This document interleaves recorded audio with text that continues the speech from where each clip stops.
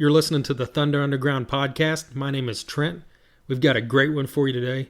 Jason and I recently sat down with Scott Squires and Janna Squires. If you're from this region of the country, you've likely seen them play at some point, whether it be with one of their previous bands, Down for Five or Sybill's Machine, more recently with Octane Blue, or their current project, which is Rocket Science. We get into all that stuff. I want you to look them up online. It's just rocketsciencetulsa.com. You can also find them on Facebook. Just search Rocket Science Tulsa. While you're doing that, search for us as well. It's The Thunder Underground on Facebook. It's The Thunder Underground on Instagram. And our website is thethunderunderground.com. We've also got a YouTube channel now, which is also The Thunder Underground. We've got companion playlists that we put up for every podcast episode we do, since we can't, play clips. If there's anything that you hear us talk about that you're not familiar about, like for instance in this episode, Scott drops a reference to a pretty obscure band from the late 80s, and we've got that on there. I won't spoil it for you. So be sure and check that out. We appreciate you taking the time to listen. Hope you enjoy it.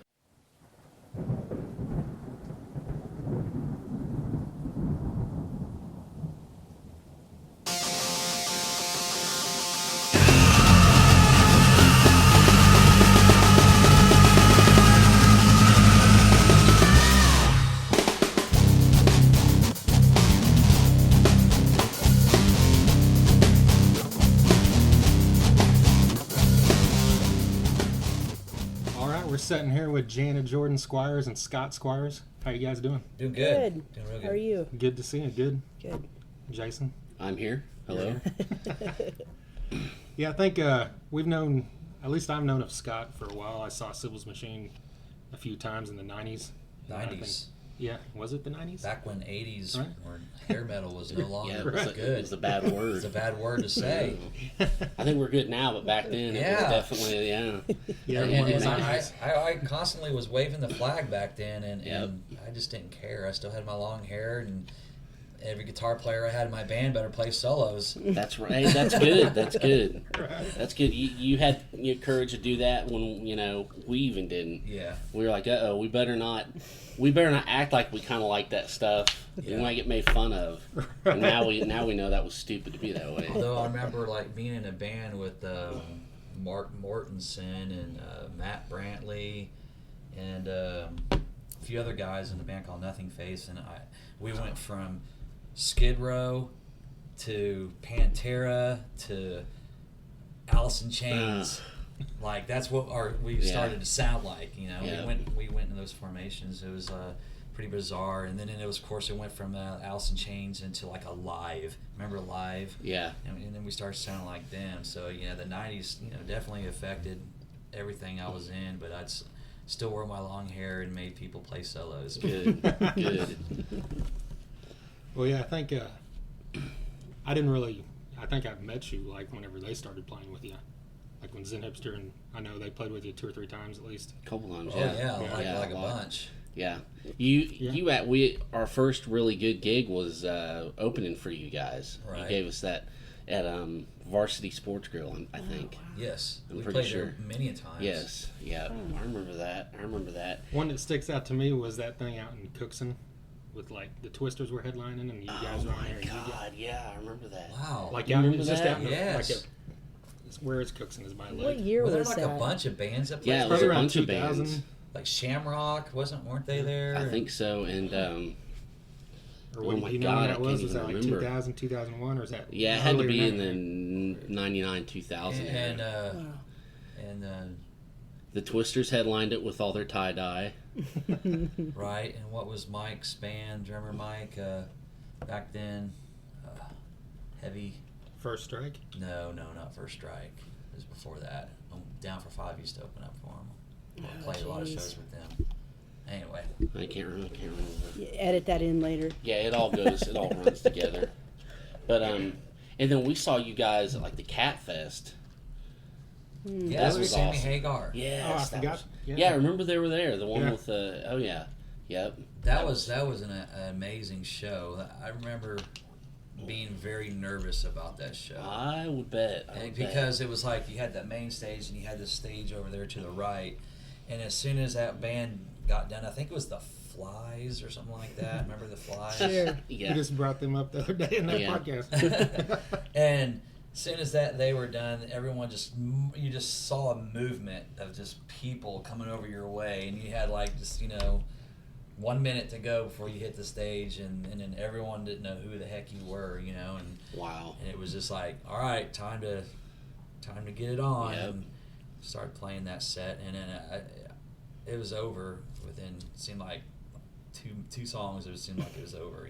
Like you just, as soon as it was over, you're into it. You're like, okay, now their nervous energy's gone. I'm ready to rock, and it's like, well, you gotta pack down your stuff and get out of there. So yeah, that was a very, very fun show. Cool. Someone got a cool picture of you at that show. Like it shows the whole crowd. Really? Yeah. So you see his little kind of silhouette, and then there's just a sea of people. That's cool. It's like it's cool to have one of those. I don't. So. Yeah. Congratulations. Should frame that. Yeah, it was cool being able to look up like in the upper level seats and seeing people up there actually rocking. Yeah. Although I had a bad eyesight back then, I didn't wear many contacts or glasses back then, but I still remember seeing people rocking up, and then we all had to go in the back area and sign autographs, and people they didn't even think that we were local. They just thought we were just wow. Yeah. Just a touring band as anyone else, which we were, just in a van. Nice. Is that where you met John 5? No. No. No, I met John 5 in Oklahoma City when 2 headlined a festival out there at the amphitheater. Oh yeah, they played at like Frontier City or Frontier something. City, yes. 2 played at Frontier Yeah, City. And that's the first time I remember that. Met John 5. There was a bunch of other Course of Empire, those type of bands, like a lot of the one-hit wonder 90s bands, or early 2000s. Yeah. And John 5's awesome, by the way. Yes, he is. That guy can play. Yeah. Did you go to that show? No, I did not. I was not. I remember hearing about it, though. And I thought it was crazy that they were at Frontier City. Right. What's Rob Halford doing at Frontier City? But hey, I was backstage. Like 38 special or I something. was backstage, and his car pulled right up, and out he came, a little rental car that took him to the show, and Rob Halford came out, and it was just me and him face to face, and we just had a discussion about how I grew up listening to his music and stuff, and he seemed like a really nice guy, and so it was cool, very cool show. That's I got to awesome. meet a lot of people out that day. People were out there lifting weights outside their buses and stuff, like exercising and stuff. Stuff I would never normally see. They're just out there pumping iron and stuff. Yes, that's awesome. Well, around that same time, what were you doing?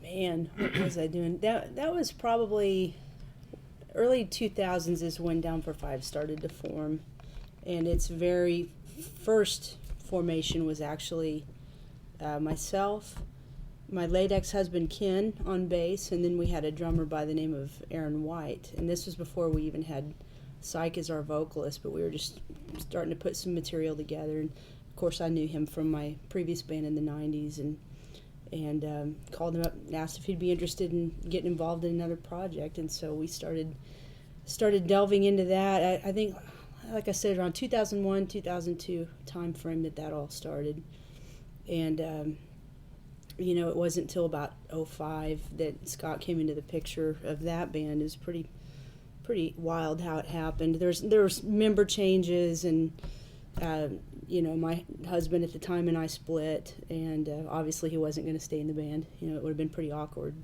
Right. He was told he could, but he said no thanks, so he got out.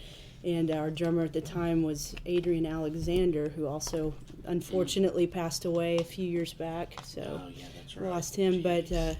But without Adrian, we wouldn't have known about Scott, because we were looking for a bass player. And he said, well, let's talk to my old bass player. So we called him up, and you'd been out of music for a few years at the time. I just got out of it, just got too crazy back then. Yeah, yeah. Like today is so much easier to deal with, playing in clubs, and because people aren't, I don't know if it's just my age or the people that are there to the shows are a little bit older, but back then, there was just constant after parties. Yeah. And there was, a lot of after show stuff that would go on and just shenanigans. Yeah, a lot of shenanigans, a lot of waking up or not waking up, and waking up noon or 3 o'clock in the afternoon, wondering where you're at, kind of thing. So it was time, and I was going through a lot of some personal situations with my daughter, having to deal with getting full custody of her and things like that. So I had to get my stuff together and kind of stay away from that whole crazy scene. But then once I got a call from Adrian Alexander, which I played drums with in Sybill's. He was playing drums with Down for Five, and they were looking for the bass player, and he brought up me, and I think I kind of knew who I was, and so they gave me a call, and I listened to their music, and I was like, cool. I mean, I don't even know if I even had an amp. But by the time you came in, he was really hungry, and he completely changed the whole vibe of the band. Because until he came in, it was it's kind of a t-shirts and jeans type deal, just kind of stripped down. And the thing I appreciate about Scott to this day is that he kind of, when he performs, he puts emphasis on the presentation part as well as the music part, which to me is important. I mean, I know a lot of people are like, we're just all about the music. It doesn't matter what you wear. But the era I come from and what I enjoy, I like being entertained visually and audibly. I like both aspects. It goes a long way. It does, and there's the joke, you don't want the band to look like the Roadies. And I mean, honestly, it's a preference thing. I have nothing against people who like the stripped down look, but for us, he came into the band and just kind of put that whole theatrical spin on it. Yeah. And it really just changed the vibe. He kind of taught me about, why it's valid and important to dress up. Yeah. Because I am clueless. I mean, I'm still clueless. What I wear to this day. How many years I grew up watching bands. When I was a little kid, watching young '70s bands. Yeah. Early 80s bands and what they did visually, and I just spent hours and hours drawing it all up in my head and on paper, and getting my buddies around and air guitaring in front of my mother's parties and stuff, and I wasn't just gonna do all of that and then get into a band and just not be very theatrical or just kind of stand there with my looking at on the ground, or I'm looking at my shoes or whatever. So it was all about dressing up, and growing up with Kiss and Wasp. And because no kid ever stands in front of his mirror and, plays air guitar at a frickin' Marcy playground or something. I mean, so, that kid is going to email you now. Well, it's, Kiss, and like you said, Kiss and Wasp and Motley Crue, that's, right. I mean, we were the same way, Right. That's a great point, because Ace Frehley isn't the beat, he's probably just a middle-of-the-road guitarist when it comes to talent. Exactly. Sure. But he's probably one of the most influential guitarists that there ever was. Yeah, exactly. Because every guy in a band in the 80s wishes they were Ace Frehley, right? Yeah. Yeah, and it was because they thought, they didn't just look at the way he played. Yeah. And then they loved that too, because everything else they loved, and they just kind of grew to that sound. Sure, there was other better players, they're always someone else better, but he was just cool, and everyone wanted to be him, and he's from outer space, and he's got smoke and rockets shooting out of his guitar. Exactly. I want to be that guy. That's right. And I loved all of them. I was never played favorites, I kind of liked Paul the best, but I never really played favorites when it came to those bands. It was 4 guys, and I knew every one of them. They was like the Beatles to me. 4 individuals, you knew all their names. You don't know anyone's name hardly in bands these days. You can't go, oh, that's so and so and so and so. The drummer's blah blah blah. Yeah. You can't even name the drummer. Heck, back then we knew who the producers were. Right. Yeah, we studied all the liner notes and all that kind of stuff. Yeah.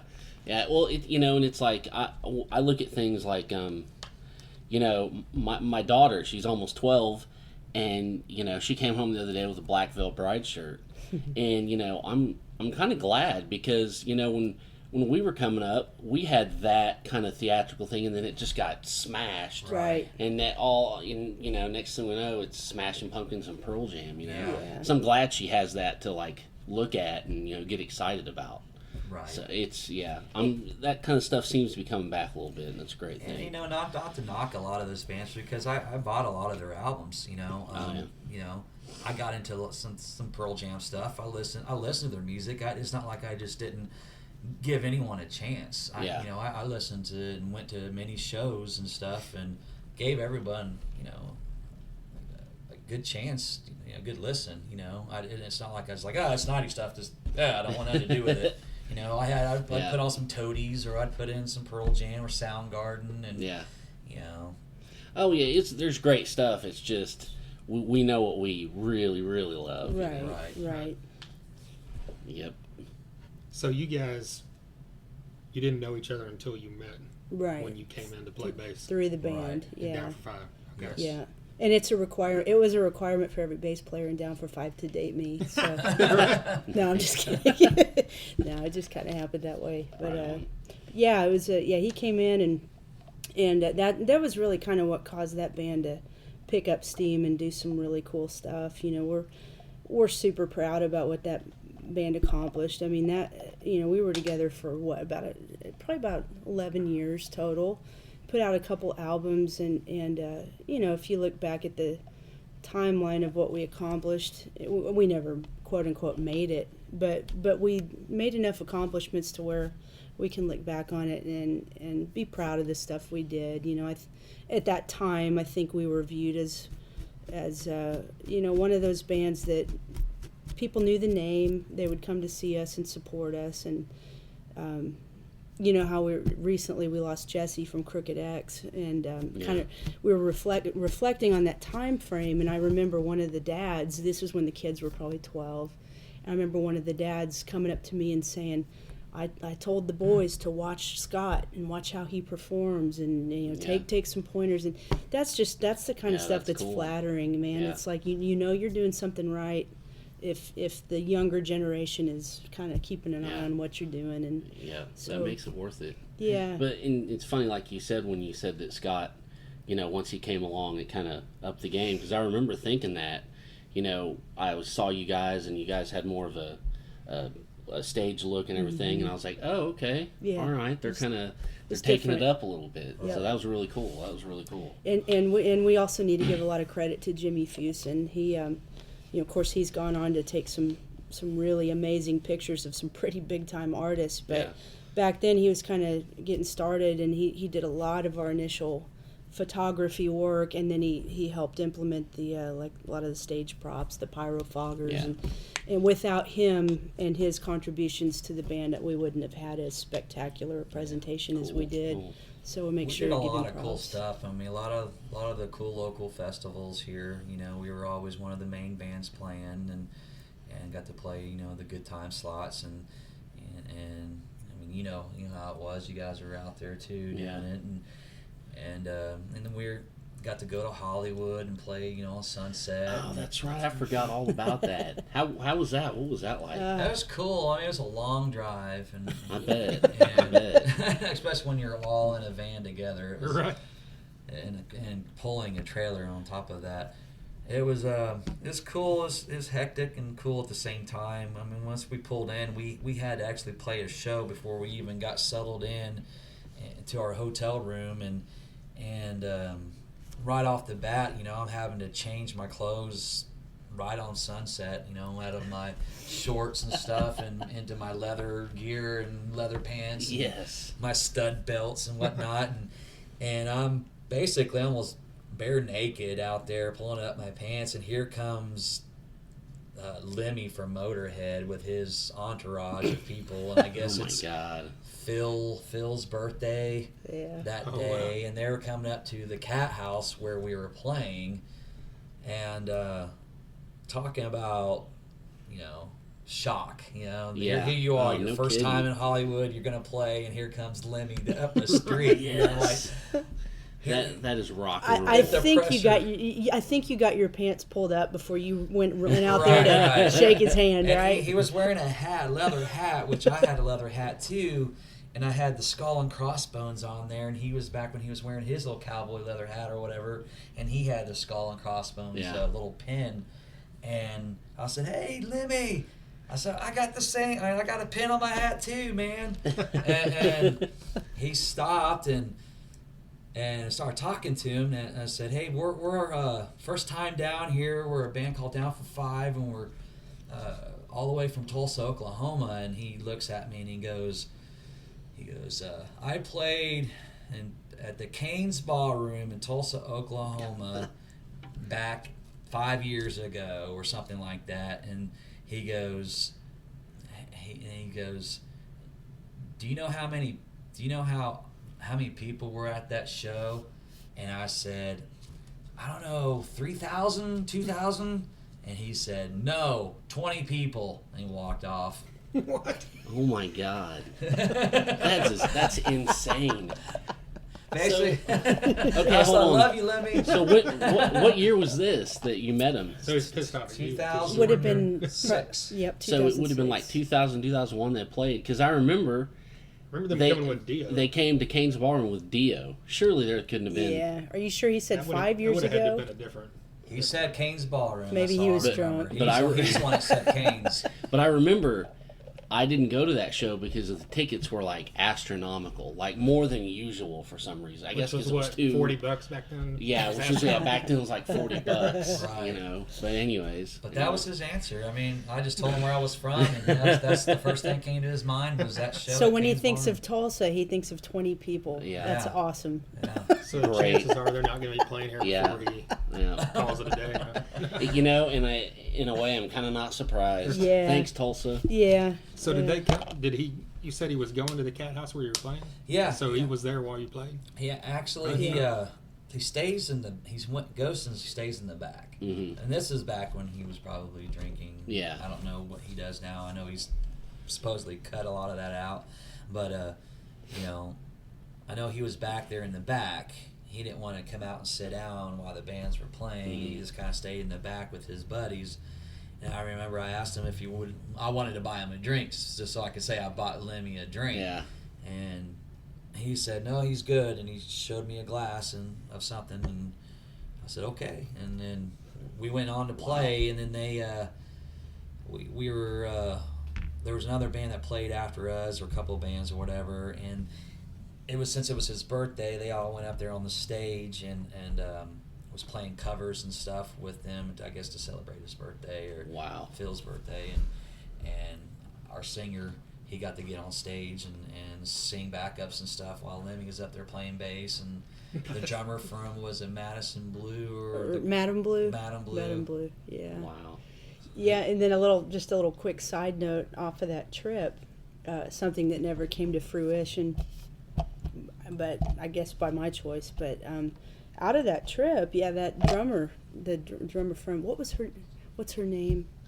I'm so bad, but yeah, Madam Blue. If I feel bad, I don't remember it. But anyway, got an email from people who had seen us out there on the trip and had a chance to try out for the Iron Maidens, but Oh, really? I turned it Wow. down. Wow. Yeah, because at the time a lot of it was that it didn't pay enough Yeah. to survive on out there, and Yeah. I didn't want to leave my family or band. Oh, yeah, you would have had to uproot everything. Yeah, it was just more than I could do. So And Will Smith's wife, remember she was kind of like in a metal Oh, band? yeah, or yeah. They had Wicked some- Wisdom. Wicked Yeah. Wisdom. That's right, I think very one of good. their drummer was out there, and he was Really? hanging out with us too. And he was, Wow. That's right. That's yeah, nuts. That's awesome. here he is playing for Will Smith's wife, who probably has a lot of money. so yeah, A whole that lot. trip in a nutshell, that trip was cool, but it was kind of depressing in a way because it's a shell of its former self. Obviously, Yeah. it's not the buzzing scene that it was back in the No, yeah, I 80s. bet. But it was bet. still very cool to be able to play a few clubs and say we played there. I mean, Yeah. that's still a neat thing. But Yeah. Definitely. Yeah, I remember seeing. Didn't you guys play?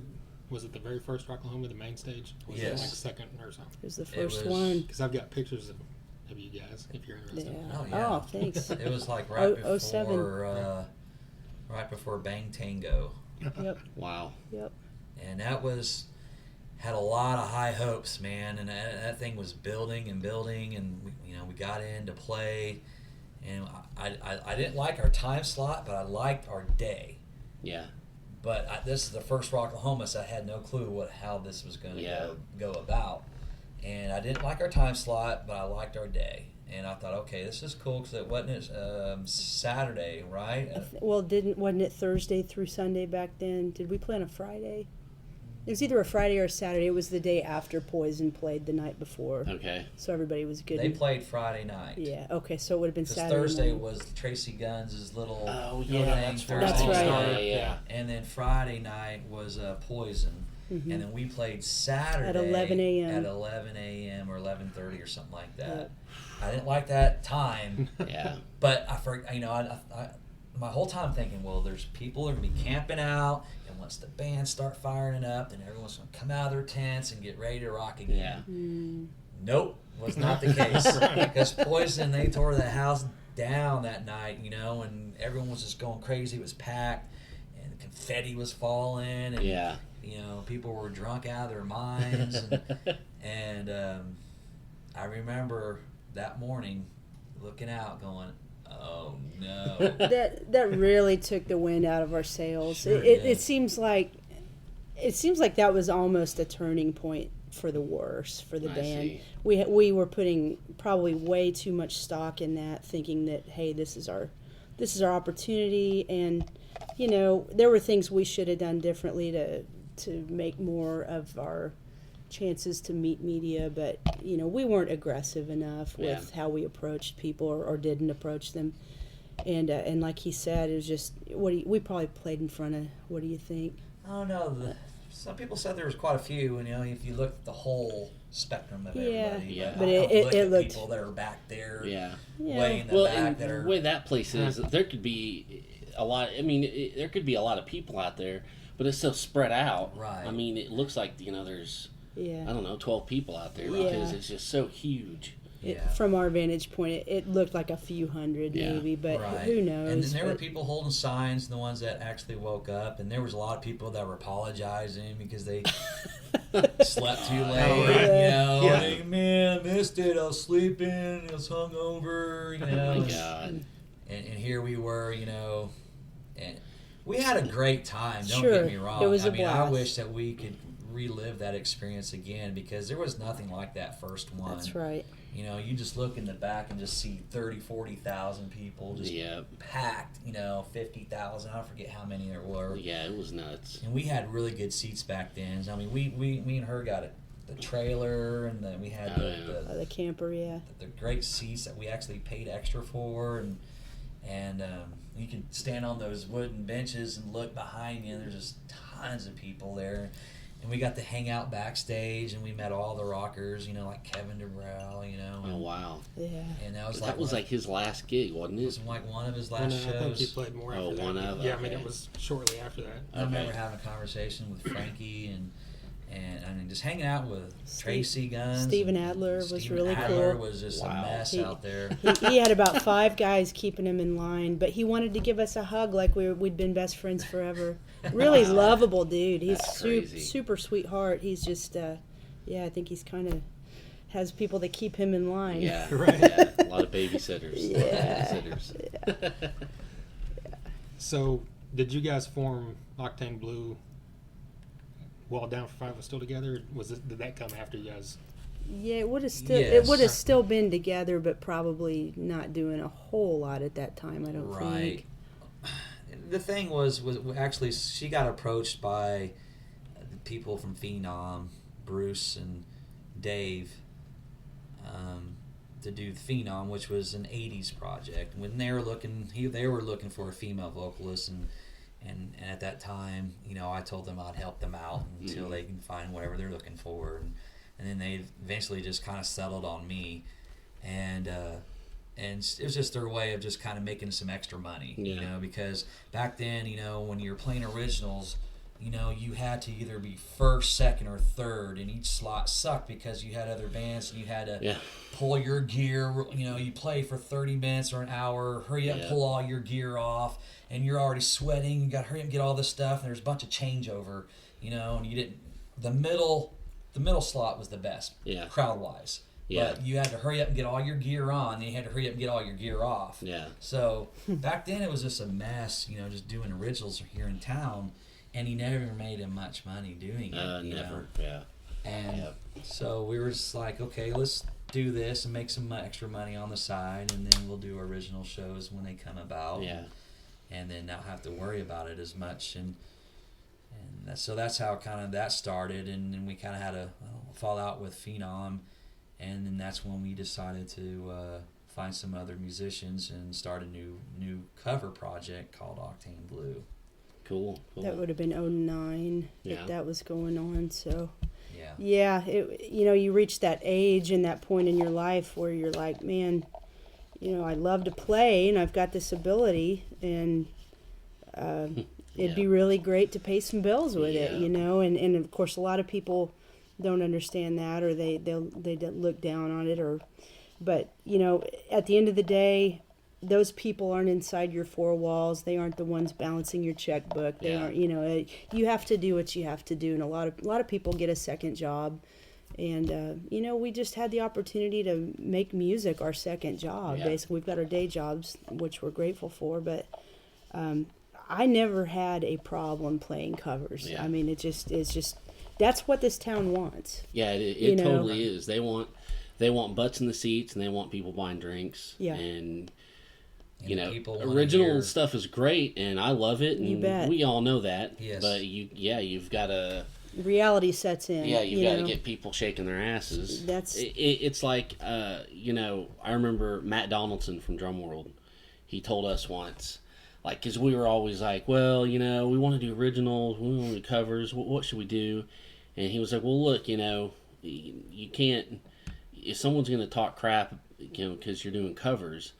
Just go, well, you know, where are you playing this weekend? Because I'm playing here and here and here, and I made this much and this much. What'd you do? Yep. Oh, you played at the Eclipse for 3 people, you know, and it's a harsh reality. Yeah. And you know, props to those people who just continue to push through and do it. They have all my respect in the world, because it's a sacrifice. You know, you're putting a lot of blood, sweat, and tears into your material, and it's very, when it's yours and you've created it, it's a lot like a baby. It's like your baby. Yeah.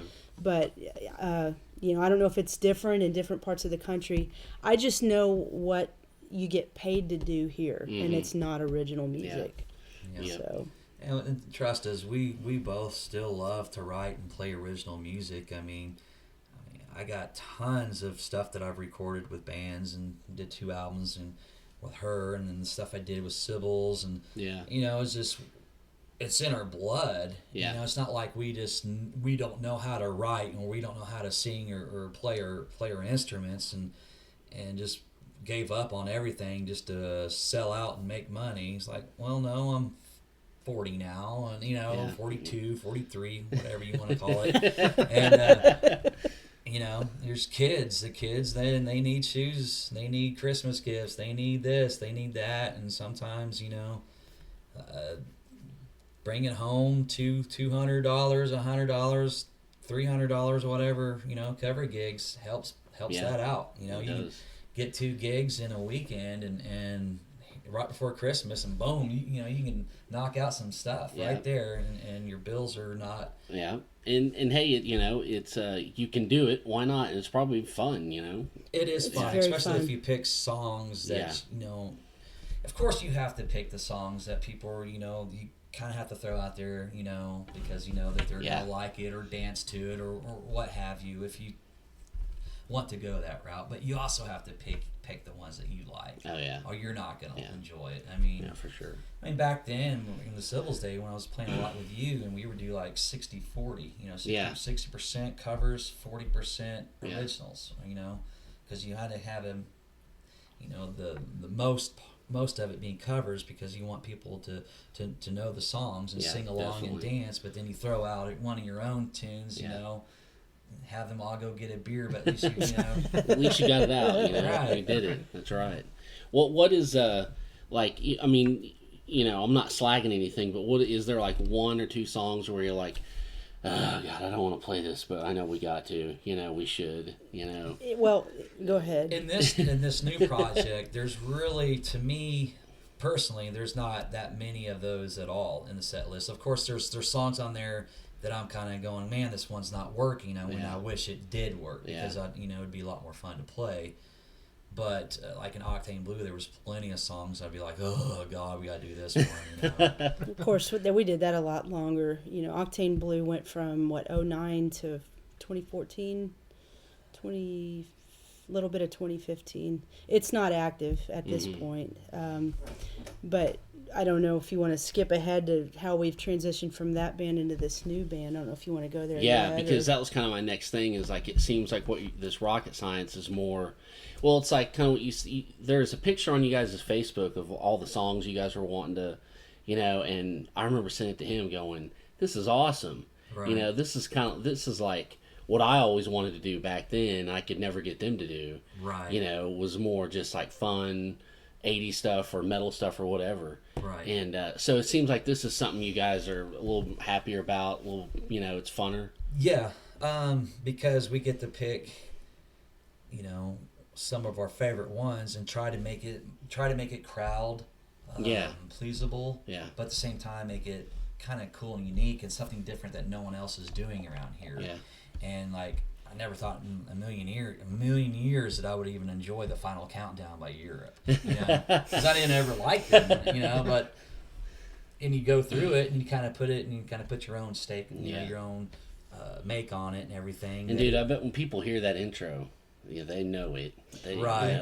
They get amped up for it. You know, and then we're doing that and some Drowning Pool, you know, and I had a feeling that Bodies would go over well. Yeah. And it's just a fun, cool tune. But, you know, you get done playing a Poison song or whatever, and then you play Bodies, and those same people are rocking out to Poison or whatever, or rocking out to Drowning Pool, you know, and we're having fun and just kind of mixing up, you know, doing a lot of the cool metal stuff and then a lot of our cool 80s stuff as well, and without having to throw in the brick houses. Yeah. And you know, backing up a little bit, Octane Blue was awesome, and I mean, it was a good run. It stayed consistently booked. I'm very grateful for we had about 3 different sets of rhythm player, like bass and drums.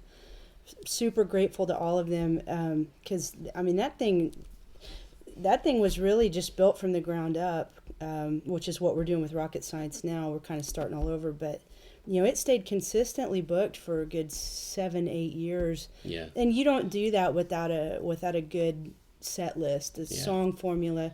And I give credit to our last set of guys. When they entered the picture, because of their personal preferences, they kind of put more of a dance spin on things. But I'm telling you, man, that stuff sells. Yeah, you know, and it does. And but Scott and I knew there's still just this thing in our heart to just do rock. Yeah, that's just who we are. That's what we do. That's the era we're from. So we thought, you know, let's try this. We're gonna build Rocket Science from the ground up. It's gonna be the era, the genre, the presentation we want to do, the whole 9 yards. This is gonna be what we want to do. And if it doesn't work, then we'll go down in flames and say, hey, at least we went out doing what we enjoy doing. Yeah.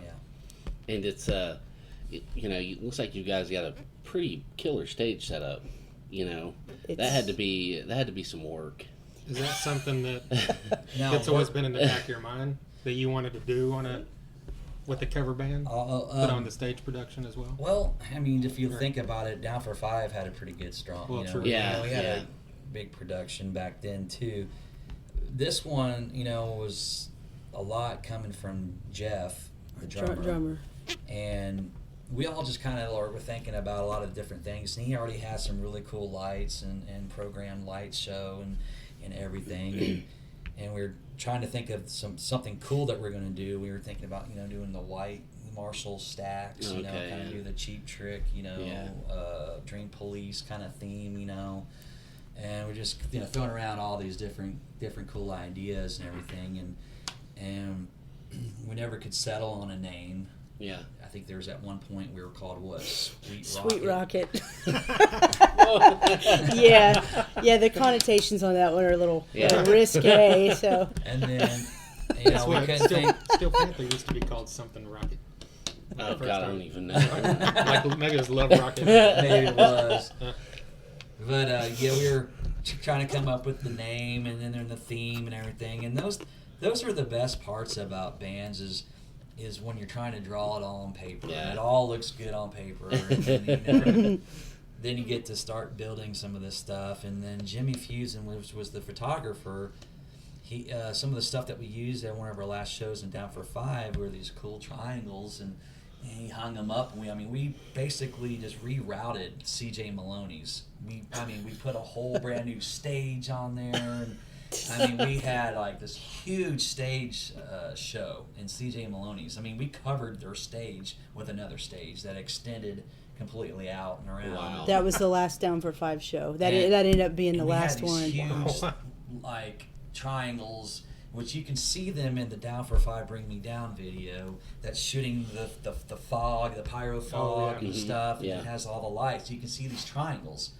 and they were held from the ceiling, and there was a huge one, and there was two smaller ones. And then we looked at those, and we started coming up with the idea, well, let's do something with those things, because he was going to sell those to us. And so we contacted him, and he decided to sell these triangles, and we started thinking about how.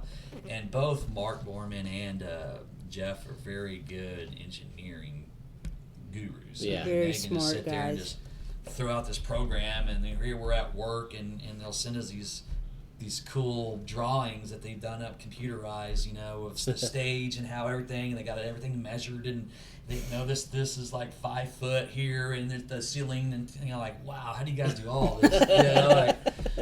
So they knew from per inch how things were going to work, and decided to do the triangles, and then we put all these lights and stuff inside them, and got the backdrop, and we hang in these heavy duty lights. It's got I don't know, not lasers, but these just bunch of lights and heavy things, and we put them on these poles, and then came up with an idea with these hooks to come out of this wood, and it's like these lights are cased in with wood, with these like hooks, and we put these triangles onto the hooks, so the light is on the pole.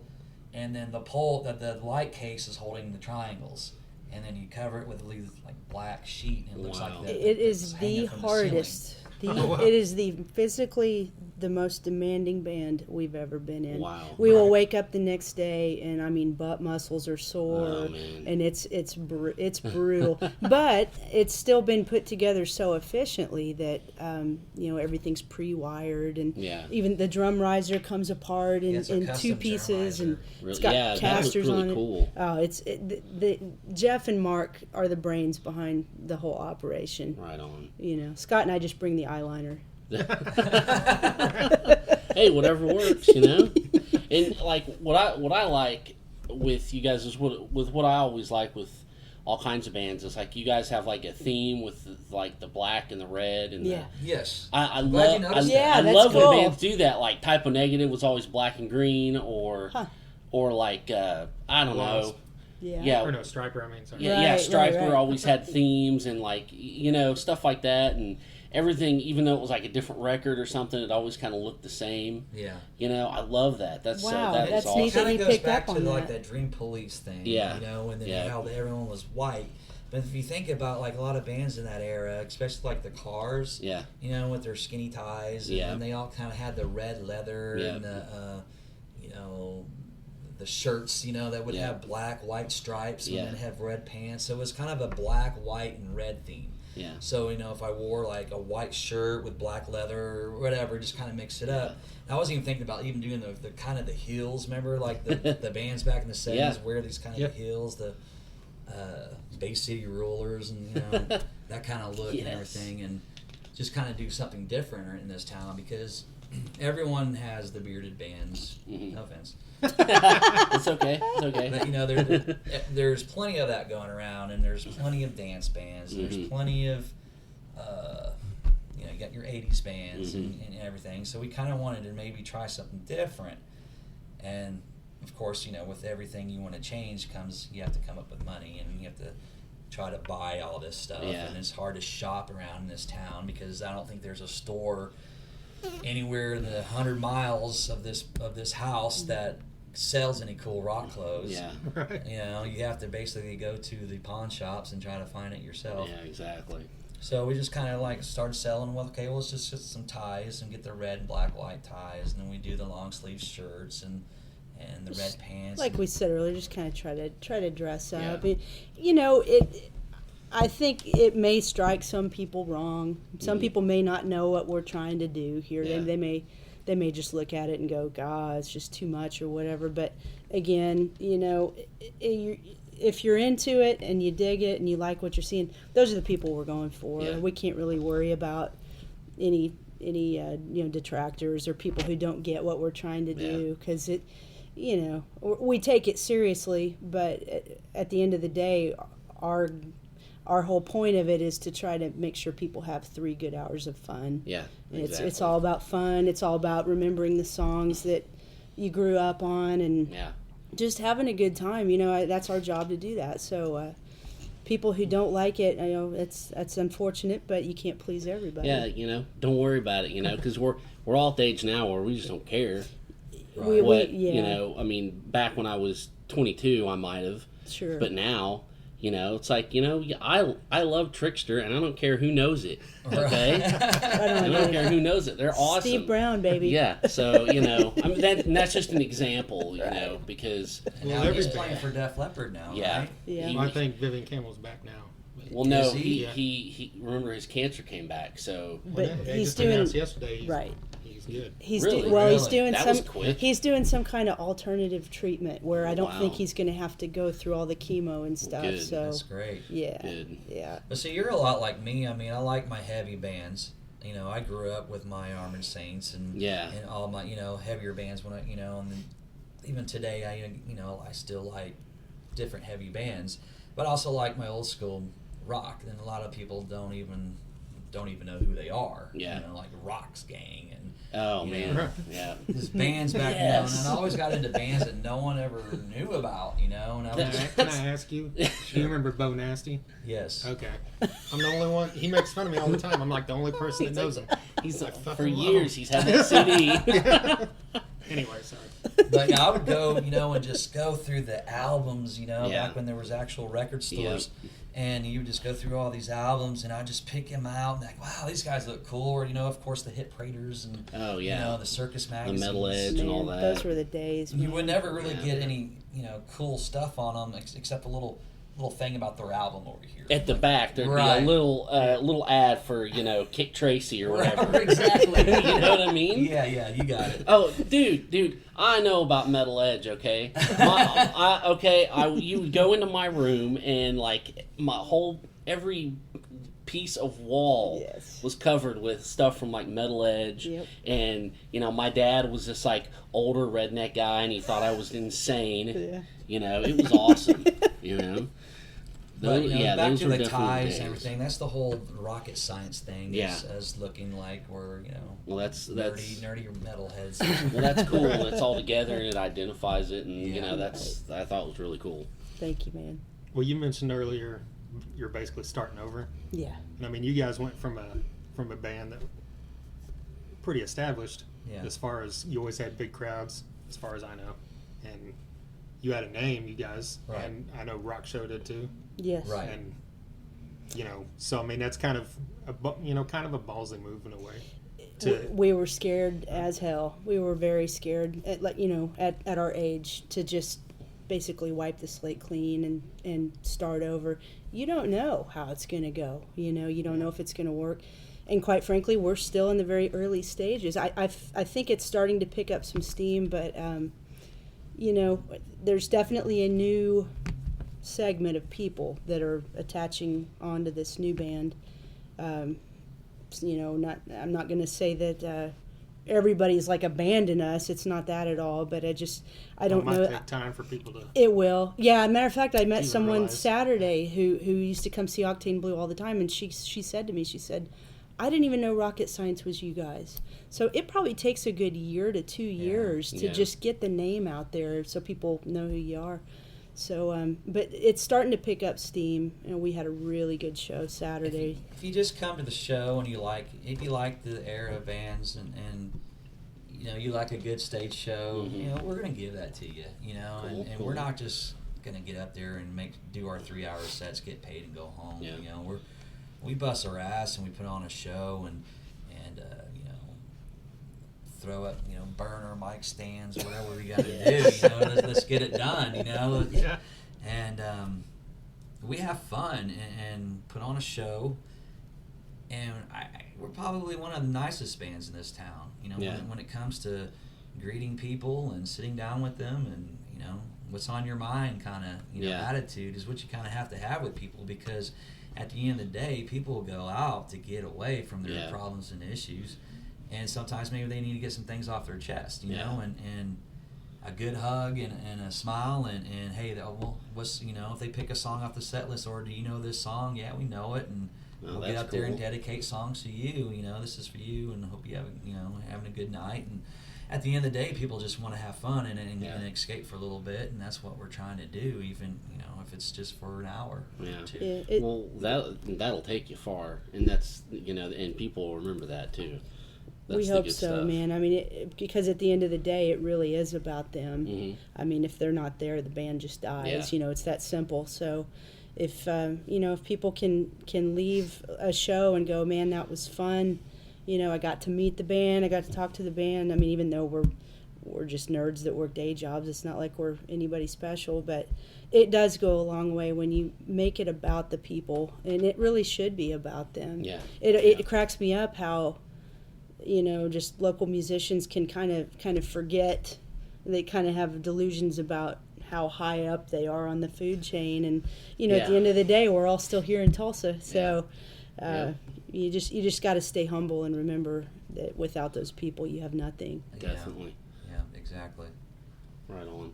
Well, how are you with? Do you like being a front man and not having a guitar? Was that hard, or are you enjoying it? Well, no, it wasn't hard, because like being the front man, singing's a different story. Because I started. True, singing, I should say, yeah. When I started out as the lead vocalist or front man, back when I was 15 years old, and I was playing with cats like Mark Mortensen, who's in Dead Metal Society, and he played in Sybill's, and we started out our little band, and I was the front man in that band, and just entertaining was just part of me. I just had to do it, and so that came very natural for me, and I did that in a couple of bands, and then I picked up the bass and did that for a while, and there was one band I actually could sing a little bit and play bass, but not a whole lot. I would do like 1 or 2 songs, but it was just doing both was just so unnatural for me. I either had to have all my energy in one thing. Doing both was just not up my alley. So you get to a point where people need bass players, and I'll be like, yeah, I'll play bass. Then you finding a singer was very hard to do. So I'd be like, you know what, I'll sing. And then give that a whirl. So it was always just kind of that, if we couldn't find the right guy, that I would just kind of be the guy that just kind of stepped in to do that other job. Okay, well, we can get this bass player. Well, fine. Then that means I can just go over here and sing. Well, we need a bass player. We got this cool vocalist. Well, cool. I'll just play bass. So that was basically how it is. And since Octane Blue, I've really kind of made my way of being a cool front man. I guess. I don't know. I think you're more known as a front man now than a bass player. There's probably a lot of people that don't even know you ever played bass now. That's really cool. It's funny how time flies. Right. Do you miss playing bass on stage? Yeah, I do. Since last time we did the Down for 5 show was the last time I ever played bass on stage. But, writing music and stuff like that, and even our last project that we tried to do with 9, Carlo from Down for 5, Mark from DMS, 9 from DMS, and me and her, well, before that even got to about, we were deciding if I was going to play bass in that or if I was going to sing. Yeah. I was like, well, singers are so hard to find. Let me just try an all original singing thing. So. Yeah. And I'm coming at this probably from a skewed position, but I'll put Scott up against any frontman in this town as far. Absolutely. And awesome. I mean, just for pure entertainment standpoint, and he's really developed as a singer too. I mean, his singing ability has grown every year, but I have not seen anyone in this area put the effort into the entertainment aspect. I mean, he uses props. He'll change out clothes and costumes and hats and various props depending on what song we're doing. It's not a boring show. I mean, eyes are focused on that guy because he's just really into the whole delivering the presentation in a really entertaining, fun way. Yeah. And like I said, I mean, of course, I sound biased, but even if I didn't know him, I'd put him up against anybody and say, let me see you entertain like that. I think he really brings it. I think he brings it every time we go out and play. Right on. Let's not forget about her guitar playing. Well, yeah. She can play. Right on. Well, God, there's a couple things now that say that. I think you put up a picture, I want to say, of like you it was like mid shot of you throwing the guitar up. Yeah. Was that like one of those old school, like here, the roadie catches it? Did he catch it? Oh yeah, there was about there was 5 of them with a tarp. Okay, that was our video shoot for that's awesome. For the Down for 5 video. Okay. Yeah. Trust me, I was scared. Nice. But we did do that like 5 times maybe. 5 to 10 times. I don't forget how many. Scary. Yeah. And then you sing a little bit too. How did the you said at one point you said you were practicing a Hailstorm song. Yeah. How'd that go? Whew. We did it for the second time live the other night. Mm-hmm. Tough, man. I bet. But I didn't get booed, so that's good. There you go. You said it sounded all right, right? It sounded good. I still need to get more comfortable with it. There's a million words, plus I'm playing kind of chunky rhythm, and props to Lizzie, man. Yeah. She brings it. That's the cool thing about this band is that we're doing some different metal that normally we never kind of dabbed into, and the Evanescence type thing, and more of a goth, dark, theme. Which Janna, singing those is a lot different than what the stuff that she was singing in Octane Blue. A lot of Lita Ford or Joan Jett. Do a lot of Joan Jett and things like that. And this band, she's doing some Evanescence and kind of getting a little metal in her, so she's bringing a lot of that back, from the Down for 5 side, and the whole dress up thing, and kind of coming full circle, huh? Yeah. How long does it take for you guys to learn this stuff? Well, I'm sure a lot of stuff by now so it's hard because you played it so many times. But I mean, does it take a while to get some stuff down? Yeah, it takes a while. You bet. Yeah, absolutely. I mean, when we first got Rocket Science going, it was probably.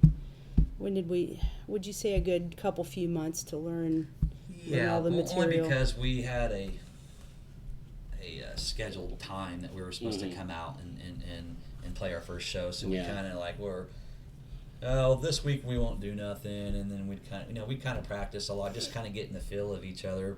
Plus, when you first start out, you had to learn, 30 new songs as opposed to what we do now is we only have to learn 2 or 3. Yeah. You know what I mean? So to learn 30, it takes a good 2 to 3 months. I mean, to really get them where they need to be. If you're learning like now, we're just to that point where maybe we'll learn 4 or 5. Yeah. That just takes usually a couple nights or so. But like guitar solos, do you have to break them down or slow them down, or can you just pick it up? Break them down. I've always kind of been able to pick stuff out by ear. And I'm one of those people, I don't like to say, I'm going to make this my own. I want to play it like it was recorded. That's awesome. So I try to get just as close as I can. My technical limitations, I can't just completely pull everything off perfectly, but I get as close as I can. Because some players, they won't do that. They'll just go off and do their own. Yeah, I hate that. I freaking hate that, man, because you're expecting... your Warren DeMartini round and round solo. Here it comes. He's going to start with that one note. Yeah. Oh, wait a minute. Whoa. What happened? To me, now there's a lot of people that don't get hung up on it like I do, but I want to hear it. Oh, I do. I'm a dork. I don't even play guitar, and it pisses me off. Yeah, I'm making it my own. If it's obvious. Unless they are recording it and putting it on an album. Yeah. To me, that's different. Like if I hear War Pigs or something, by Faith No More or whoever, then it's like, cool. They're doing it different, or it's more metal, or if it's less metal, or you know what I'm saying. It's different if they made it their own because it's on their album. But if it's just a cover band, well, I saw when Ozzy came through, he had Gus G, and he did the Randy stuff pretty good. You can tell he really tried, but like Jakey Lee and Zach Wilde, he just did whatever he wanted. Yeah, and I was just like, no. No. So yes, thank you. I'm the same way. Yeah, I agree. To me, it's like, of course you already have people going, well, you're just stealing people's songs anyway. Well, okay, if I'm going to steal their songs, then I'll at least do the honor of learning them properly, right? Well, it's part of the show you guys have to put on. You want to do it right, and you want to give them what they know. Sure. That's my approach for sure. I've always felt like a lot of people who say, I'm going to make it my own, it's probably just simply because they can't play it the way it was written, so. True. I'll be the first one to go, man, I'm struggling with that, so I got to make it my own. Well, and sometimes you have to. Sometimes you have to make it. We're tackling like the solo to Jump. Now there's guys in this town who could absolutely nail it clean note for note. I'm still working on it. I'm still getting there. Wow. But I'm gonna try. I'm not gonna make it my own. That'd make a lot of people mad. Sometimes we'll learn our songs and we'll kind of get together and have a practice or two, and then we play it live. And if you're playing so many times a month, you just don't want to, overdo it with practice, and because you're playing so much that basically, if you put them in the right spots, it's almost like practice, and then once you get those tighter, then you can put them later in the second set, It's not so embarrassing. Put all the new stuff late in the third set when everybody's drunk. Yeah, they don't know anyways. That's what we always did. And it's like a live show is equal to like 15 practices. Right. I always thought. Yeah. So, and if you guys are doing it, you gigging out pretty regularly, that's cool. You guys got it down. Yeah, nothing duplicates the actual gelling of your band on a live performing stage. You can't accomplish that out here in the garage. Today's technology has really kind of helped with the learning process of songs too, because YouTube. Back in the day before YouTube and all that stuff, you would have to, stop, rewind, pause, stop, fast forward. Remember those machines where you could slow it down to like half speed and then pitch it up? So what did they call those? I don't know, but I should have gotten one. And like you had a stack of Guitar Worlds, right? All the tab, you always hope the tab was something you like. Right. Or if it was an issue I didn't have, I'd go get my buddies and copy it. So I had photocopies and magazines and a CD player, and it was rough. We tried so hard, man. And half the time you get these tapes, and they didn't even have the lyrics inside the inlay card, and you're sitting there trying to figure out all this what stuff, they're saying. I remember like trying to write down the lyrics to it was a Faster Pussycat song, and of course he's got the scraggly voice, and you're like trying to, what did he say there? Kind of half-ass writing down stuff, and I guess, all right, that'll work. I don't know if it makes much sense, but Well, that can be one of the ones you put in the third set. Right. It was just so hard to understand. I mean, you had to write everything down, and which would help, because back then I would write the lyrics to songs like 50 times, you know, to kind of get know the words, and I'd sit there and sing it, and I'd rewrite it again. Now today, you can just pop everything up on an iPad or whatever, your phone, and there's all the lyrics right there. Yep. And then you get on YouTube, and then when you want to learn the bass or the guitar parts, and this guy's like basically, telling you what it does. Any song, it's you incredible. can just YouTube it, and there'll be some dork showing you how to play it. There's so many phenomenal guitar players out there. It's like, it really humbles you. It's like, man, what I do is really not that special. Well, it's like, if you see those kids that are like 7, right, playing drums. Mike Portnoy drum theater stuff or something. Or some chick that's like smiling, with hair all flowing, and she's doing she's doing System of a Down. Oh, God. And she's just, this is fun. Yeah. And she's nailing it note for note. And then you can just like you can YouTube just guitar solo, and there's some guy and you can't see his face because it's all from here, Right. You know, from just his hands, and he's amazing. Yep. And he probably works at the Come and Go down Oh, the street. for sure. It's like, what are these guys? Yeah. Why aren't they? What is this? Well, and it was kind of fascinating is so many people are putting out these cover videos. Yes. That is their life. That is their key to stardom, I guess. Yeah. I don't know.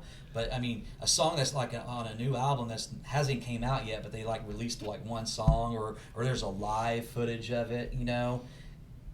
They'll listen to that and play it, and then they'll have a cover of the actual guitar. Yeah. Yeah. Really? I don't know how much time we have left, but I think what you're saying right there, you know, we lament all the time about how people just don't seem to go out and see bands the way they used to. Yeah, I know. And I think what we're talking about here, I think a lot of that is the reason why everybody can be a rock star now. Everybody can make their own video and sit at home, and it's almost like that unique quality is no longer unique because like everybody can do it and everybody can get an audience for it. Yeah. And so it's really a challenge to get people to come out and see your band, you know, because they can be home doing it themselves. I mean, we live in a very different age than we did back in our youth.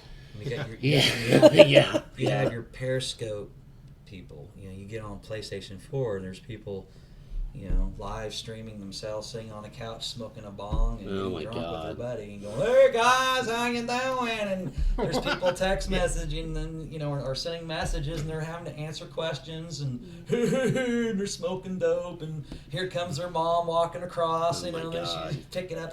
There's a dog walking around. I mean, that's what people do. They hang out and they. And even at the shows, man, you'll look out and people are just doing this. Oh it's my like, God. hey, man, we're up here making the mic stand on, light on fire. Come on. I cannot tell you how I've bad gotten to the that point where I pisses me just, off. if someone's in front of me with their camera, I just hit them, you know, not like, Right. punch them, but, just like bump them a few times so they get the...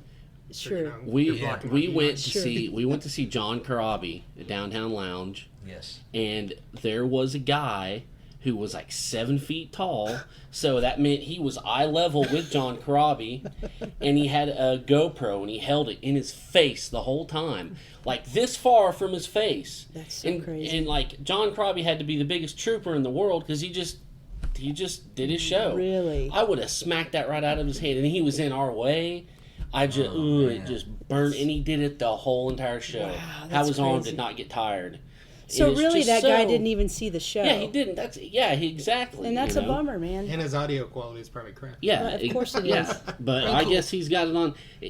I hope he has it on where he can watch it because he missed the damn show. But you know what? He could have watched the other 20 million YouTube Yeah, videos of John exactly. Corabi out there. Yeah. We're missing out. We're missing out on the live music that's Yeah. happening right in front of Well, us. You know. it's like at Rocklahoma one year when Motley Crue played. Tommy Lee, during his solo, he just got up in front of the stage and told everybody, "Put your phones down. You Yeah. know, get into the show, have fun." Right. Right. And I totally liked that he did that. Yeah. Yeah, and you're exactly right. I mean, as far as everyone trying to play guitars and stuff and throwing out all these YouTube videos and stuff, everyone else is also trying to be a filmmaker. Oh yeah. You know, so this guy wants to be the first one to catch someone fall on their ass and post it on YouTube. Yeah. Yay, look at me, I'm the one that captured this. Yeah. So everyone's trying to be the first one to, be the one, the first to put out something. It's a I don't- selfie world. Yeah. It's all That's about really what we are. themselves.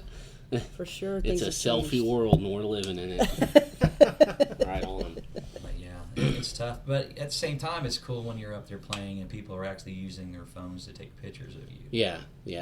That's. I guess that's the other side of the coin.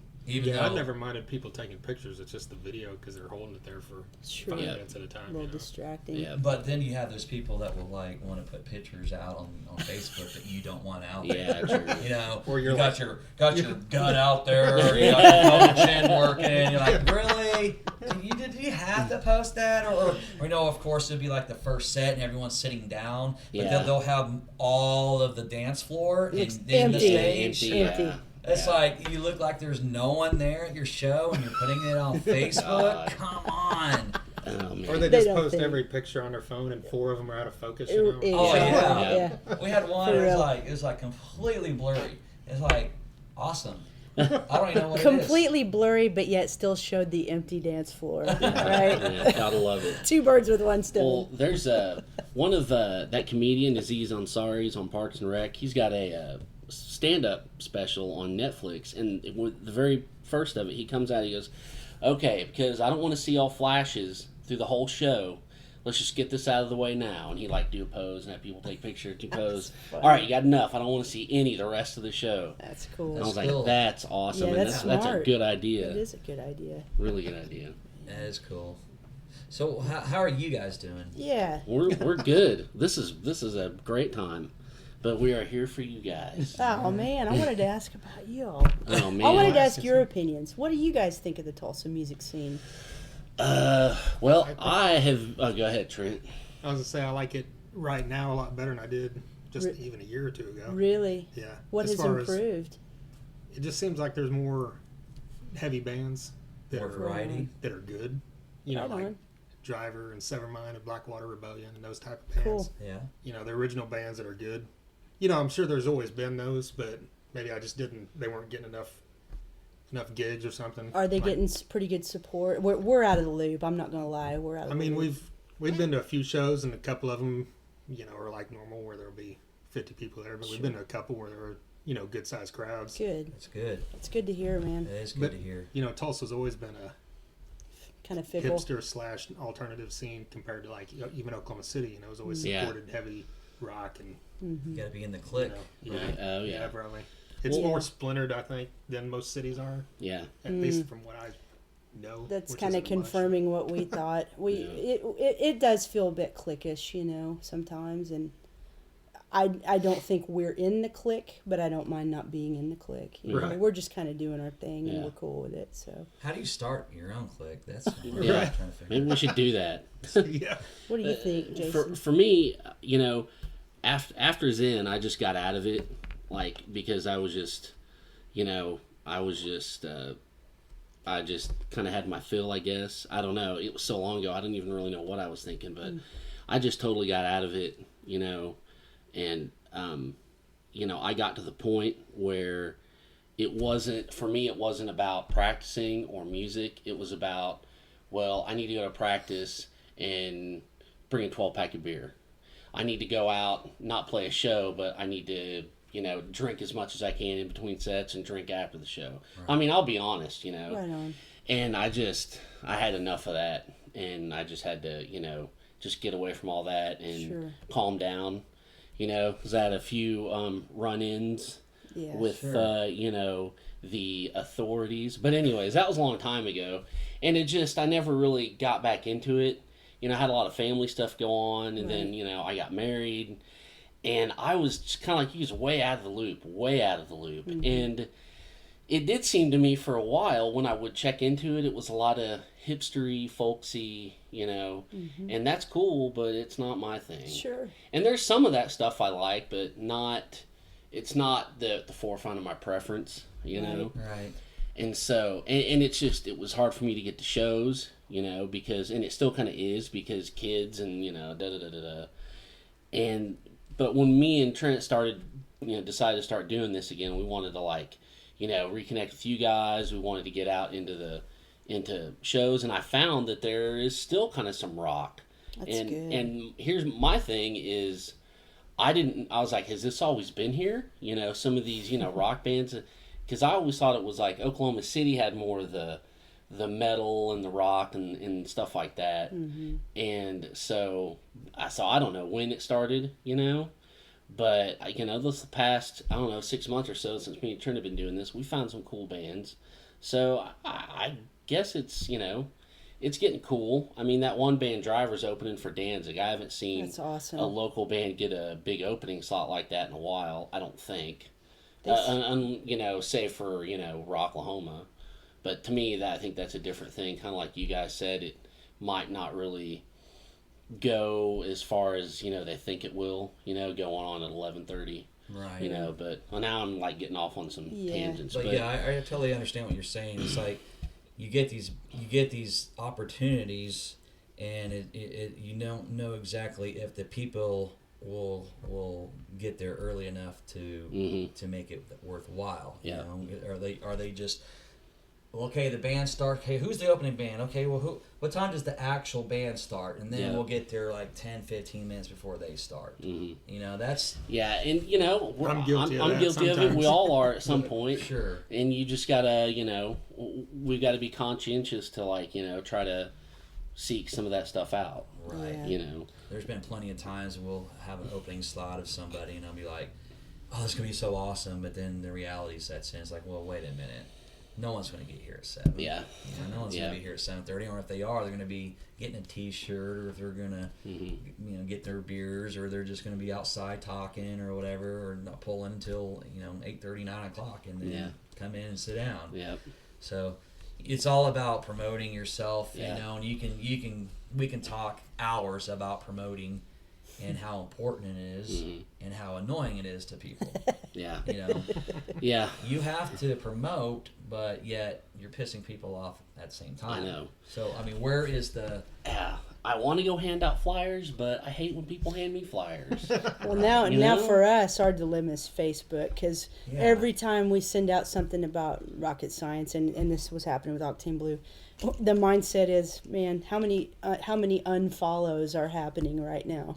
But you have to do it. You just you Yeah. have to Yeah. promote. You just Because have if to you do don't, it. then you rely on well, you rely on the clubs, you know, Yeah. and them pulling in the people for you. And that's we not all a good know that They move. don't, No, they, that's not they a don't good do move. very well promoting Yeah. themselves. Yeah. No. If a club and a band both together could promote, things would work out tremendously Yeah. for both, for the club and for the band. But Yeah.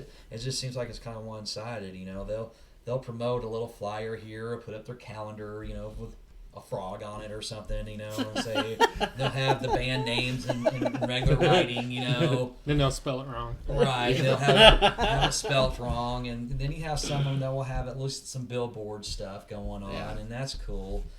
But, you know, if you could have a billboard and then you can, like, pay someone an extra $20, $30 to run their Facebook page and send Yeah. out invites, or, you know, Yeah. or all the bands are putting out flyers, so the club, all they have to do is take it from the band and then post it on their page themselves. Exactly. It's Yeah. that's not all that hard to do. But we live in an age now where people have a million entertainment options, and you've got to give them an entertainment option that is going to be worth it to them to put their makeup on, get dressed, come spend about Yep. 5 hours with you. Yeah. And that's tough. That's Yeah. tough to do, especially, you know, like at our age. And it's definitely a challenge to get people out. But I really think, you know, not to just keep trying to plug the new band, but I think if people are looking for a very entertaining show, I definitely hope they'll come check us out.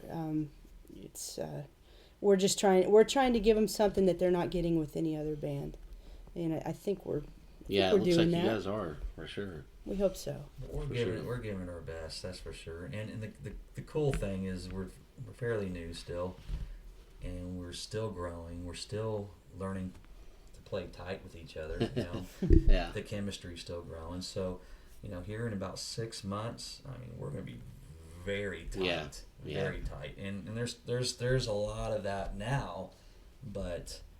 You know that I feel that we're still new. I think we all do, and we're all still kind of growing together. But it's getting tight, and so here in about 6 months, it's gonna be Watch pretty out. tight. Yeah, Cool. If Right we, on. if we don't kill each other. There's always that possibility. On a different subject, I wanted to ask you the Infectus 13 thing. Yeah. Like, how did you come about working with Sid? He just approached me. It's really to be honest with you, I'm not doing too much with it right now. They've I saw they were recording right now. Yeah, he well, I mean, I should go back and answer your question. He approached me and wanted me to get involved. That he saw us play before. I think kind of the Down for Five material was the reference thing. And he had seen me play with Octane. He kind of saw what I could do lead wise, and you know, that project has ended up taking so much longer than everyone anticipated that it would. It's very slow moving. You know, Sid's on the road a lot driving his truck, and it's hard for him to be here, you know, kind of guiding people to, you know, with ideas and this and that. You know, I think I'm still involved. I mean, I'm pretty sure I am.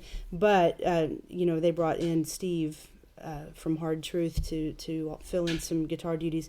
Because Sid knew I was going to start getting real busy with rocket science. And he, you know, I think he used a good analogy. He said it's like if you have a dinner table with just a bunch of plates on it, and you start putting more and more plates on it, eventually the plates are just going to start falling off. And, you know, that was kind of when my role in that project I think I sort of took a step back, and it's I need to touch base with those guys and see how it's going. There's still some stuff I believe that he wants me to do on there, but I think at this point probably the primary players in that project are Sean and Steve.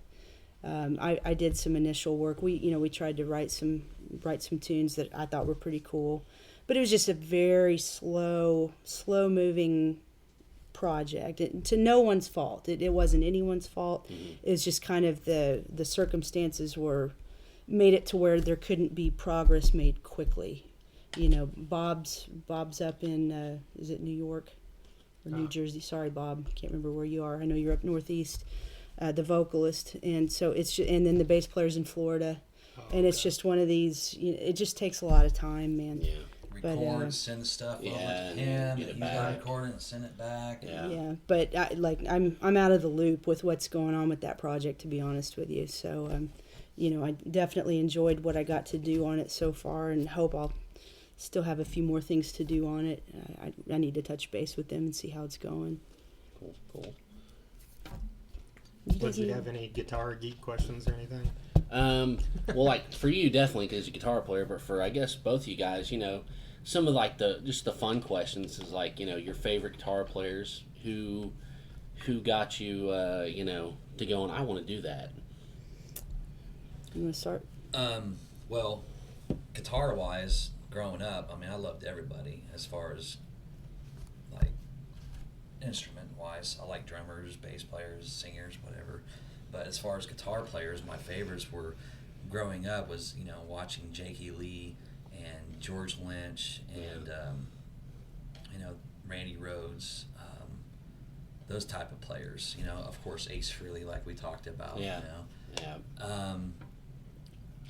But the '80s guys, it was, you know, George Lynch and Jakey Lee were just always head to head with me, and I always liked them better than most. Yeah. I mean, there was a lot of good players, especially after you grow up and you start to realize, you know, the ability of those players back then. I mean, and you had to understand the different styles. Mm-hmm. Like back then, it's like, you know, if they were fast, then they were the best. Yeah. Well, that's not necessarily true. Yeah. You know, exactly. there's players that now, and you go look back and listen to their tone, and you listen to the way they played. I mean, like Fast Eddie Clark on Fastway. Yeah. You know, I mean, he wasn't technically the best guitar player in the world, but he had some cool licks, you know, that you didn't hear these other guys do as well. So it was those guys, and then but bass playing, you know, was always, of course, you know, had the Nicky Sixes of the world, and Rudy Sarzo, and oh yeah, that guy's awesome. you know, there's a lot of good players. I wasn't really into the whole technical Dream Theater type thing. It was just the solid performers, you know, that I thought was just heads over heel, man. What about singers? Singers? Man, I liked everybody, man. I mean, I liked all the Kiss stuff, you know, the Paul Stanleys and all that. But singing-wise, I mean, Mark Slaughter was just always awesome. And, you know, he's got a new record out too, by the way, a solo record, which is really good. Is it? Sorry, I had just mentioned. What's it called? God, what is it? Oh, something from a rearview mirror. Okay. Oh God, that's I all feel right. so bad now because it's awesome, but you should. You should check it out. It's will. really good. Cool. Yeah. You know, I love, like nowadays, like some of my vocalists I like are different from what they were when I was growing up. Yeah. I mean, like I go back like the '90 bands that we were talking about, and listen to the way Scott Weiland would sing back in the day on some of the STP albums. It was just phenomenal. Yeah. Some of the stuff that he would pull off. And of course, I always loved Jeff Tate and all those guys. You know. Back then, and I just couldn't ever sing like that, you know, especially when I was 14 and I had a little kid voice, you know. But there was a lot of good stuff back then, like Zebra, and you know, I don't know if you remember those guys. I don't know. Yeah, I remember that one song. Yeah, he knows more than I do on that one. Yeah, I forgot the name of the Who's song. Behind the Door. And anyway, there's a lot of cool bands and a lot of cool singers back then. I mean, I'd listen to everything from Keel. You know, Ron Keel had an awesome screaming voice, and then you know Blackie always had an awesome voice. You know, technically wasn't the best, but he would scream and be like, "Wow, did that guy just do that?" So nice. It was a blender for me. I just threw it all in a blender and just took it all in. I really did. Cool. Now you're up. my absolute favorite was George Lynch. I just loved his style and technique. Vito Bratta was another favorite of mine. Oh yeah. I wish he would have kept playing. I guess he got he's like out totally of it. out of it. Yeah, he is. I liked Oz Fox, and gosh, man, I liked a lot of the just the dual guitar attack. Like you find that in the guys from Tesla. You know. Oh yeah. Stryper, just the melody and harmony going together. But now, like in later years, I'm like Scott. I'm developing just this huge appreciation for Jakey Lee. I'm not sure how I missed that the first time around. But that guy's just, he's just got such a style. It's just so aggressive. Yeah, he always seems to fall under the radar, kind of. Yeah, I don't know but how. But like, you know, his stuff with Ozzy was amazing. But Badlands was just off the chart. I mean, I need to get more familiar with his Badlands stuff. Especially that first record. Really? That thing will level you. Really? I'm telling you. It's insane. That's too cool. But yeah, that guy, he does not get the recognition he deserves, I don't think. No, that's true. Yeah, the new album's great too. Yeah, the new album that The he Red did. Dragon Cartel. Yeah. thing. Oh, yeah. I got that. Now, they keep replacing different... This is like a comedy thing with me now. I was like, I'm pretty sure by the time they got to Rocklahoma, they would have imploded. But they, even after that, I think they're on their fourth one in like, 2 months? What is it, a singer? Yeah, a singer. Really? They kicked Bass the one players, guy out. singers. They kicked one guy out. Really? And then they got another guy in, but this is on YouTube. I'm not making this up. Like, they went out and played, God, what 2 songs did he get mixed up? Oh, crap. It's like the they'll- Quiet Riot deal. They started playing The Ultimate Sin, and he sang the words to Now You See It, Now You Don't. Oh, no. Over the whole thing, and like Jakey Lee's over there looking at him like, what are you doing? And the guy never figured it out, and he was out of there. And then they got another guy, and then the other day they announced they got another guy. So I'm just like, what is going on? Have you guys seen that Quiet Riot documentary? No, I heard that's amazing. You watch it tonight. I'm not going to spoil it for you, but yeah, they had to try some different singers. Really? Yeah, I heard an interview with Frankie Benali, and Man. I got to see this. Cause, You do. You guys are going to see him this weekend, right? We Yes, are. we are. Yeah. We are. Who's Or- singing for him now? I forgot. Jizzy Pearl. Oh, Jizzy's back. Yeah. Love, hate. Oh, that's right. Where are they playing at? Saturday in Pensacola, Oklahoma. That's where Warren's That's where I saw playing. Tesla. Yeah. Okay. Yeah. Yeah, I saw Tesla there about early this year. I think. How's Jeff's voice doing? Oh, great. Is he okay? I Good. mean, I say great. I mean, I know he's older, Right. but I'm Yeah. talking like Edison's medicine, it's a little, rough. at points, but for the most part, everything, Yeah. he's adapted to it. You know who else I liked was Tim Kelly from Slaughter. Yeah, he was I know really he good. wasn't like just shredder guy, but I thought he had I liked his style. Yeah, he was never lauded as but yeah, he was really good. Yeah. God, I forgot about that guy. Yeah. It's been so long. I had that live album. I think it's called Stick It Live. Yeah. It's pretty wicked on there.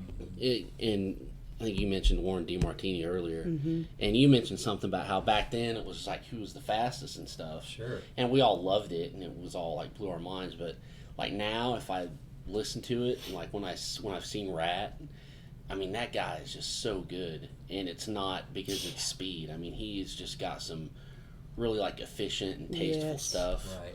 It's just You know it's him. When you said that, Yeah. that popped up in my Well, head. you know what's amazing about all those guys? You know, your George Lynch's and your Jakey Lees and your Morty Martinis. I mean, all those guys like hung out together. Yeah. You know, there was times I think yeah. they were all like living in in different apartments and teaching each other chops and. Well, who taught who? Did George teach Warren or And I vice forget versa? the whole story, but I'm sure you can probably look it up online. But it's like I want to think that Jakey Lee was showing Warren. I forget how all of it went down. But And did George almost become Ozzy's player? yes. Yeah. Wow. And then I've heard George that. George taught in Randy's school. That's right. You know, back when he was on the road with Ozzy. So then they had a replacement, had George Lynch in there. And then you had, of course, Jakey Lee. Then he, it's like, and all those guys would like hang out and they knew each other. So it was like they were all kind of just learning off of each other, That'd be a fly in the wall. No Yeah. doubt, No man. doubt. Wow. Nuts. Yeah. I mean, I'm sure there was a lot of drunken times for those guys. They were pretty young back then. But yeah. The drummers too. I mean, it's like I always wanted to play the drums. Yeah. I've So got that's a just not drum the set in drums my were garage. cool. Yeah. No one would ever buy me a set when I was young. Yeah. Too I like expensive. to pretend I'm good, but I'm not. But it's fun. Yeah. You it probably is. play drums more than you play guitar now, right? Yeah. Well, Really? yeah, not lately, but most of the time I usually go out and play my drums instead Wow. of. Yeah. That's 'cause- cool. Yeah. I remember being young and just, even though I didn't know what I wanted. I just wanted to be in a band. Yeah. I didn't care if it was Yeah. guitar player, bass player, singer, drummer, but I would just air drum all the time to all of those songs. Now I would know exactly the beats, the Yeah. all that stuff, All where the fills. where the Right, chinas were, right. where, Yes. where the chinas are, the floor Yes. toms, all that stuff, That's right. And I loved that stuff, and I would just sit there and just air drum for hours. I remember my girlfriend would pick me up, and I'd have drumsticks with me. Yes. And I put in the tape, and I would sit there and air drum in my car. How long did she stay with you? Probably not very long. But yeah, I always air drum in the car. I don't sing or anything. It's always air drumming in the car. Right. On the steering wheel. Right. I learned how to play kick drum with my left leg because you got to keep your right leg on the gas pedal. Yeah. So There you're- you, Right. that's a good practice yeah, tip. I'm telling you. Right on. That's cool. Well, you got anything you were dying to know? I don't think so. I think we What's your covered it favorite all. Kiss album? My favorite Kiss album. Well, I'm gonna say "Lick It Up" is my favorite album, and a lot of people, Wow. a lot of people think "Creatures Yeah. of the Night" is the better album, and I don't know. I think if you put that album cover on that album, people would probably like or the "Lick It Up" songs. You know what I'm saying? If you, I don't know, it's something about "Creatures of the Night's" a great album, and I like "Revenge" too. And that's just, I like that. I like just the quality of those songs and the how it's produced. Mm-hmm. A lot of the older Kiss albums I really like a lot, but it's just bad production. Yeah. So it's kind of hard to get into nowadays. Like if I go back and listen to Hotter Than Hell, although I love the album, or Dressed to Kill, or Destroyer for that matter, and Love Gun, they're all great albums, but the production now has to. It's Kind of like insane. watching a non-HD channel. Yeah. Right. You know what I mean? Yeah. Little fuzzy. Right. Yeah. But Creatures and Lick It Up and Revenge still hold up as far as quality as I mean, Lick It Up had some really awesome songs on it, like some kind of it does. heavy evil stuff, Dance All Over Your Face and On the Eighth Day. All Gene's songs were great on that, and of course Paul Stanley had that Exciter, and Vinnie Vincent was just balls to the wall on that thing. Yeah. The way he played is just like razor blades, man. You guys see that cat over there? Yeah. Vinnie Vincent. That's his name. He lives. Yes. His name. It's awesome. But yeah, Lick It Up was definitely my favorite album, because that was back like when Shout the Devil just came out. Yeah. There was this whole just music gathering of all I did was listen to music, and it was Fast Ways album came out, and then Shout the Devil. Yeah. You had Lick It Up, and then you had Wasp's album came out. And, you know, of course, Quiet Riot kind of started all that with Mental Health, and there was just a lot of cool albums to listen to. And I just remember just every night, you know, I would just have my Walkman on and have, you know, that Lick It Up album on, and you know, All Hell's Breaking Loose and all that. You know, it was just a cool album. Just really dug it. Right on. I like that you say that because most diehard fans, it's just instantly one of the one of the early first 4 albums or whatever. Mm-hmm. And then, you know, I always just love the 80s stuff, and Revenge is probably my favorite of any of them. Yeah, I think Revenge is a beast. Mm-hmm. It is. Love that record. It's a very polished album, and of course, it's you know, Bob, who did Destroyer. Yeah. You know, you can listen to a lot of the older stuff and still, you just kind of fall into that time, especially nowadays. You put on, you know, the remastered stuff, and you got some really good headphones, and you listen to Destroyer, and it's like you hear stuff like, wow, really? You can hear the fingers like sliding on the frets. Yeah, and stuff like exactly. that. Or It's you so hear cool. like this little guitar doing something, and that you never could hear before when you were younger, playing the album on a record player, you know. Right. But yeah, there's a lot of good albums out there, but I just really like the better produced albums myself, and you know, take it for all it's worth. I just like the more modern sound now, you know, as opposed to like something in '73. You know, you put on that first album, you hear,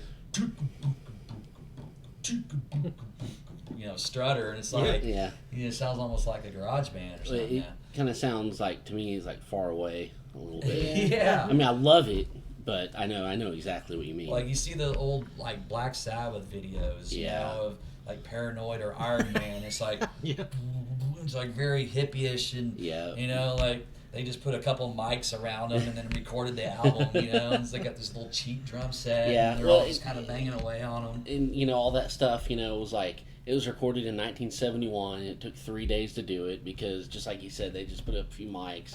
You know, they only had, like, you know, here's $200. Right. You know? All right. And they probably had the mixing board had these big old, like, you know, Lost in Space, you know, knobs on there, and he's like turned them, and okay, here's the treble, and here's the main volume over here. And then of course they had the big old reel-to-reel stuff, you know, pancakes and That's great. Good stuff though. I collected many albums. I mean, my record collection, my cassette collection was just. The cassettes. Off the charts, man. I mean, I had everything. Do you still have it? I don't. Yeah. Did you ever wear your cassettes out to where you'd put it in and it would just squeak? Yeah. Oh, yeah. Yeah, it was awful. Yeah. I would do that on my, any Metallica tape I had. And, like, I think I had the Poison Swallow This Live, the tape. Oh, yeah. Two tapes, right? You guys supposed to put a little bit of baking. I see. I didn't know baking that. powder, right? Really? Mine was. Baking powder on I never there. knew that. I never heard that. Wow. Mine was Dawkin Beast from the East. That was the one that I made squeak eventually. Yes. I played that thing over You're supposed to and put a over. little bit of baking powder on there and kind of I didn't know. will it through, you know. I think I still have that Like tape on the out actual there. tape, you put it in, and just Yeah, put you it kind of there. put it like there in the tape, and then the tape will pull some of that stuff in, and you have to, you know, with your finger or the pencil, you know. The pencil, oh, yeah. Sounds like voodoo witchcraft to And me. then you're supposed to stick it back in there, and it was supposed to work. Well, Of course. I'm busting out some of my old cassettes later. That's it. I'll give me. That's it.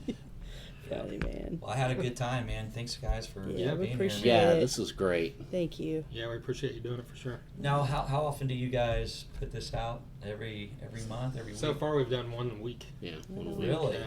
We just put one out. What was the day? Tuesday, yesterday. But we'll probably put this one out like by Thursday or something. Wow. So we don't really have a set schedule. Yeah, This is only the just seventh. whenever it Seventh one, pops I guess. up. Yeah. When are you guys playing next? You should July 3rd at Okay. Elephant Run. Yeah. right on. And what the cool thing about that is it's a Friday, but a lot of people have that day off Yes. because the July 4th it runs on a Saturday. Right. All right.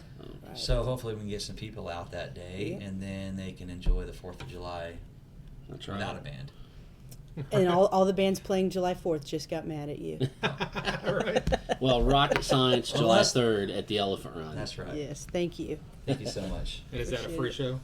Yes. Wasn't it free last time you Yes. put it Yeah. up front? Yes. that makes it even more Yes. enticing to Right. some people. Cool. Which I don't know cool. why people won't pay $6 or $8 to see a band, but Yeah. anyway. That's 2 beers, man. Right. Yeah. One beer at some places. Right. They'll pay $40 to go see a movie in a theater seat. So Right. they shouldn't fork over $8 for you guys.